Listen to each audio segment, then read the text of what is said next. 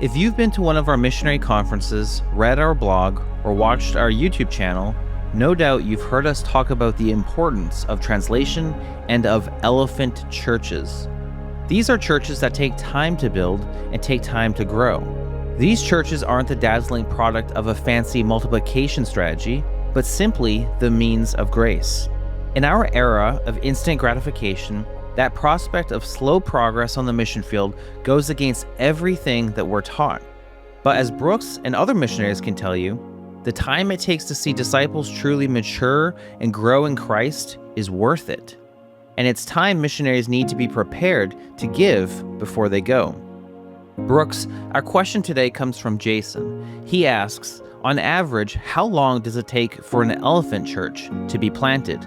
On average, how long does it take for the Bible to be translated into the language that it was not previously available in?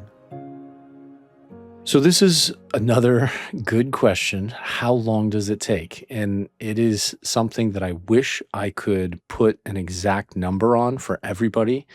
But here's the honest truth is that to plant an elephant church, you just don't know how long it will take. And to see a translation completed, it really depends on a variety of factors. Some of those factors are the translator's ability, the language group and the helpers that you get in that process, what their education level is.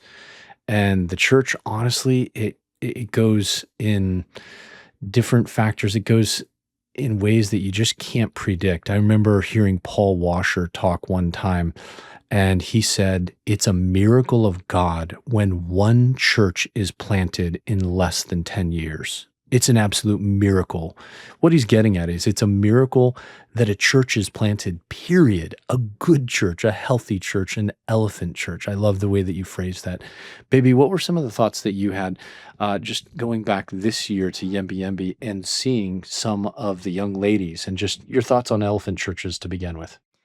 Well, I love the visual description of elephant churches and the meaning behind that. But I think just looking at how long it took us and then how long it's taken other people, it the length of time.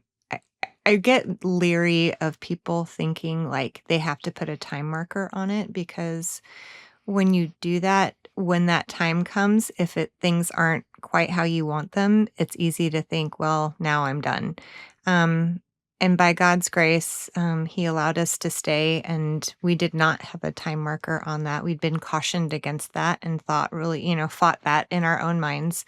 But however long it took us, the joy to go back and see the elephant church that we were able to be a part of planting there, just how it has lasted generations past us. Mhm.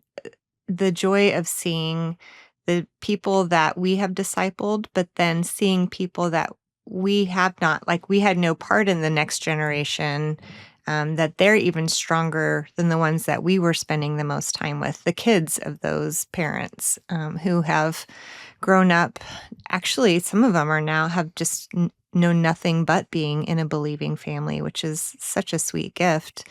But to see how things have changed for them and the strength that they have in their faith, how the Lord has given them clear eyes to see and a strong faith to believe in Him and trust in Him. It's so sweet to see this next generation of this elephant church be stronger than anything we could have imagined. But I think a lot of that had to do with, obviously, it all had to do with the Lord, but just being cautious of not putting time limits on that. I think people want to know what will this take me? And I think the answer is until it's done.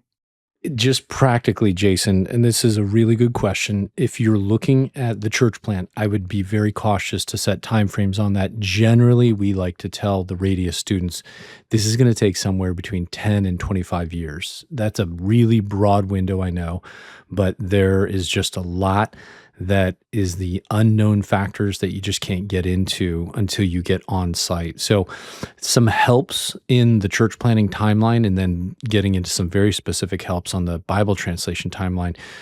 Number one, for the church planning timeline, get good training. Some people are nervous that if I go off and get another year of training, it's going to just add to the church planning process.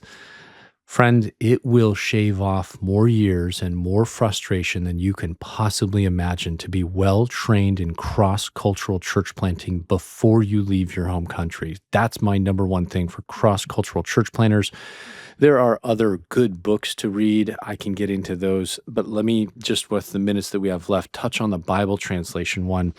You have a wide spectrum in Bible translation. So we did the Tyndale episode for Missionary. If you haven't watched that episode, go to Amazon Prime or iTunes or some sort of, I don't know, streaming platform. Thank you, baby, that I don't know about. But watch that episode, and there's a chunk in there that literally shocked me when I was reading the script. And it says that Tyndale retired to a certain area, and within weeks, not months, weeks, he finished the New Testament.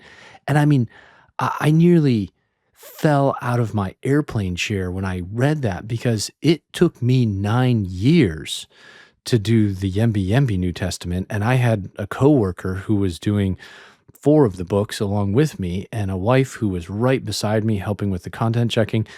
Tyndale, one of the lessons that people don't realize in Bible translation is that those who know the language that they're translating into are so much faster.